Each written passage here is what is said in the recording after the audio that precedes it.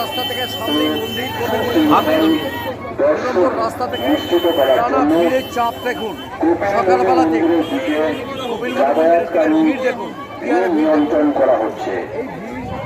টানা সোজা সমুদ্রের ঘাট পর্যন্ত চলে গেছে। 2 নম্বর রাস্তার উপর আমরা আছি। এই 2 নম্বর রাস্তায় ভিড়ের বাহারটা দেখুন। সকালবেলা সারা রাত ধরে লোক এসছে। এখন জানি না কোথায় গিয়ে দাঁড়াবে। এখন কোথায় গিয়ে এই দেখুন, বাবার জোন থেকে ভিড় যাচ্ছে। ভিড়ের রেস আমরা দেখাচ্ছি কিভাবে চলেছে দেখুন। সব কপিলমুনির মন্দিরে তার দিকে ওই দিকেই চলেছেন রাস্তা ধরে। দেখুন কিভাবে যাচ্ছে দেখুন। व्यवस्था नहीं सही है, ব্যবস্থা নেই সহি হয়। দেখুন কি বলছে। ভিড় দেখুন, ভিড় টানা ভিড় চলেছে। पानी का व्यवस्था करें, सब पानी का महिला सब बेहोश हो रहा है। खाली पानी की व्यवस्था कीजिए।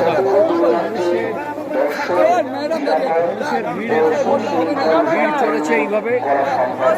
এইটা বাফার জোন। এই বাফার জোনে আটকে দিয়ে একটা ইয়ে পাঠানো হলো। আবার त्रिलोचन साहब का प्रतीक्षा हमारे सूचना केंद्र के पास कर रहे हैं। मीठा साहब, आप मेदिनीपुर से आए हैं। त्रिलोचन साहब का प्रतीक्षा हमारे सूचना केंद्र के पास कर रहे हैं।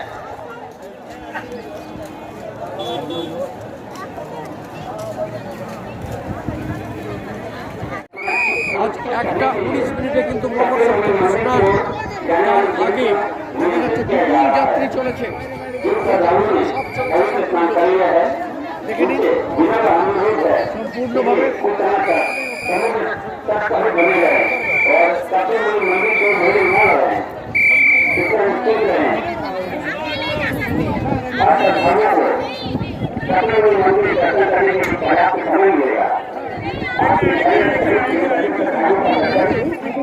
একটা আপনার সঙ্গে আমি নিয়েছিলাম, ইস্যুটা ছিল কার্তিক মহারাজ। সেটা হচ্ছে ভীষণভাবে মানুষ নিয়েছে আপনার ওই মূল্যবান বক্তব্য। কার্তিক মহারাজের যে ব্যাপারেতে গত বছর আমি যে ইন্টারভিউটা আপনাকে করেছিলাম, সেটা কিন্তু মানুষ নিয়েছে এবং প্রচুর ভিউয়ার, প্রচুর করেছে, অ্যাপ্রিসিয়েট করেছে।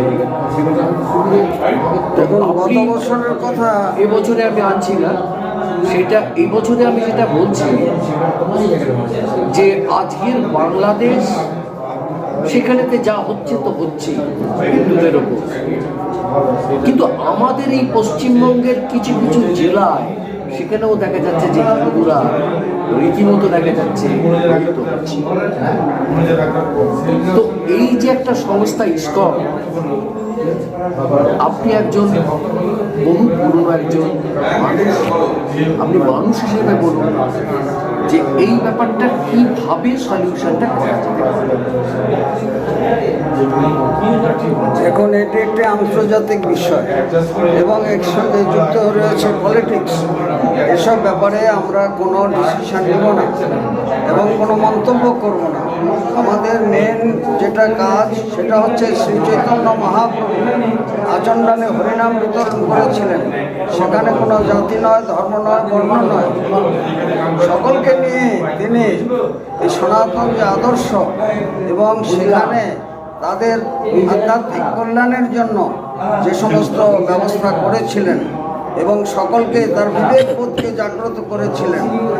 যবন হরিদাস থেকে তিনি নামাচার্য হরিদাসে পরিণত হয়েছিলেন শ্রী চৈতন্য মহাপ্রভুর আদর্শে অনুপ্রাণিত হয়ে। ইসকন শ্রী চৈতন্য মহাপ্রভু আদর্শকে সারা বিশ্বব্যাপী পৃথিবীতে আছে যত নগরাদি গ্রাম, সর্বত্র প্রচারিত হইবে মোর নাম। শ্রী চৈতন্য মহাপ্রভু সেই বাণীকে কেন্দ্র করে আশ্রয় গ্রহণ করে সেই ভক্তিবেদান্ত স্বামী প্রভুপাদ সারা বিশ্বে, সেখানে এমনকি মুসলিম কান্ট্রিতেও। সেই জন্য আমরা বলছি জাতি নয়, ধর্ম নয়, বর্ণ নয়, সমস্ত মানুষের কল্যাণের জন্য, আধ্যাত্মিক উন্নতির জন্য, সচেতনতার জন্য এবং বিশ্ব ভ্রাতৃত্ববোধ জাগরণের জন্য আমাদের এই প্রচেষ্টা। শুধুমাত্র পরস্পরের প্রতি হিংসা, দেশ, মনুষ্যত্বের যে বিভেদ, এটা ঠিক নয়। বসুধৈব কুটুম্বকম, সে আদর্শে অনুপ্রাণিত হয়ে আমাদের অগ্রসর হতে হবে। এবং এসব সাময়িক মানুষের যদি নৈতিক শিক্ষা, নৈতিক আদর্শবোধ এবং তাদের যদি বিবেকবোধ জাগ্রত না হয়, তাহলে যারাই কিছু আছে এবং সব কিছুর পিছনে রয়েছে আত্মত্যাগ এবং ত্যাগে নেই কমৃত্যুত্ব মানুষ। এই ত্যাগের জায়গার দ্বারাই হচ্ছে ভোগেন কাম্যেন উপভোগেন না সম্মতি। কামনার দ্বারা, ভোগের দ্বারা কখনো সাম্য প্রতিষ্ঠিত হয় না। সেই জন্য শ্রী চৈতন্য মহাপ্রভুর যে ভাব আন্দোলন এবং হরে কৃষ্ণ মুভমেন্ট, যেটি সারা বিশ্বে ছড়িয়ে পড়েছে এবং সমস্ত শিক্ষিত সমাজ, সমস্ত পৃথিবীর মানুষ তার আদর্শকে অনুপ্রাণিত হয়ে অগ্রসর হচ্ছে, আমরা সেই লক্ষ্যে এগিয়ে চলেছি। তাহলে দেখা যাচ্ছে যে আমাদের যে সনাতন ধর্ম, তার যে উদারতা, সেই উদারতাটা তো আমরা এসে এখানে মন্দির হয়েছে, আর্থ সামাজিক উন্নতি, শিক্ষা, স্বাস্থ্য এবং যতটুকু পিপিলিকার মতো আমরা সচেষ্ট হব। যেমন সেতু বন্ধনে রামচন্দ্রের কাঠবিড়াতে যেমন সহযোগিতা করেছিল, আমরা এই মহাতীর্থে গঙ্গাসাগরে আমরা সচেষ্ট হব সর্বসাধারণের সেবার জন্য এবং আমাদের জীবনশৈলীর এখানে কি আমাদের কোনো শিক্ষা ব্যবস্থার জন্য কোনো রকম পদক্ষেপ? বললাম তো, সেটা ধীরে ধীরে হচ্ছে, হবে। তাহলে শিক্ষা পাবে কি করে? কিন্তু এই দ্বীপের অস্তিত্ব তো আস্তে আস্তে শেষ হয়ে আসছে। শেষ হয়ে আসছে, আবার নবজাগরণ ঘটবে, তাতে কি আছে? নবজাগরণ ঘটবে। মন্দিরা তো একবার চেঞ্জ হয়েছে। প্রকৃতিকে রোধ দিবে কে? বৈজ্ঞানিকরা যতই যা বলে, তাকে রোধ করার কোনো ক্ষমতা আছে? কিছু নেই। প্রকৃতি যা করবে তাই প্রকৃতির উপর হাত দেওয়ার ক্ষমতা ভগবান নাচায় যথা লক্ষ বাজি করে, নাচাও তেমনি তুমি অর্বাচীন নরে। সুতরাং অর্বাচীন নর আমরা তার হাতের পুতুল, প্রেরণা মাত্র। সেটা তো আমাদের ভুললে চলবে না। যতই কমিউনিস্ট হোক, সেই কমিউনিস্ট কান্ট্রিতেও হরে কৃষ্ণ মুভমেন্ট কীভাবে প্রচার প্রসার হয়েছে। রাশিয়ার ইতিহাস আপনারা জানেন, কিভাবে সেখানে যারা এই হরে কৃষ্ণ মুভমেন্টের সঙ্গে যুক্ত হয়েছিলেন, সাইবেরিয়াতে নিয়ে কীভাবে তাদের উপর অত্যাচার করা হয়েছিল। কিন্তু তারা তো থেমে থাকেনি। সেই কমিউনিস্ট কান্ট্রিতে এখন নেই। কি জন্য?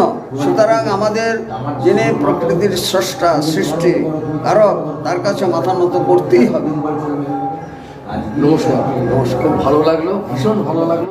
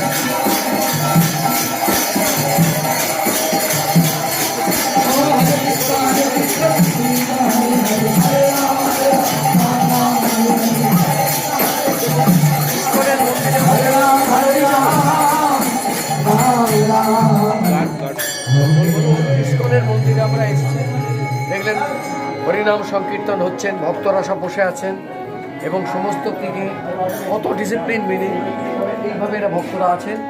আপনারা দেখুন এদিকে। তো আমরা যেখানেতে আছি গঙ্গাসাগর তীর্থে, সেখানে যে বিশাল ইস্কনের মন্দির, তার দেবস্থানে আমরা এসেছি। এখানেতে আমরা পেয়েছি আমাদের যেখানেতে আসছেন। আপনি আপনার নামটা একটু বলবেন। আমার নাম হচ্ছে মাধব কৃষ্ণ দাস। মাধব কৃষ্ণ দাস। আপনি আর আমাদের মন্দিরের দায়িত্ব হচ্ছে আমি ইসকনের প্রেসিডেন্ট। হ্যাঁ হ্যাঁ, আমাদের প্রেসিডেন্ট হচ্ছে সুন্দর গোবিন্দ দাস। সুন্দর গোবিন্দ দাস। তো এই মন্দির সুন্দর গোবিন্দ দাসের তত্ত্বাবধানে এই মন্দিরের সবকিছু পরিচালিত হচ্ছে। হ্যাঁ। ওনার মাধ্যমে এই মন্দিরের যত দায়িত্ব আছে সবকিছু ম্যানেজমেন্ট চলছে। আচ্ছা, আর এত হাজার হাজার ভক্তরা সবাই প্রতিদিন প্রসাদ নিচ্ছে। হ্যাঁ। আমরা ফ্রি সকল ভক্তদেরকে প্রসাদ দেওয়া হচ্ছে হ্যাঁ। এবং সকল ভক্তরা যার যার দায়িত্ব রূপে সকলে সেবা করছে।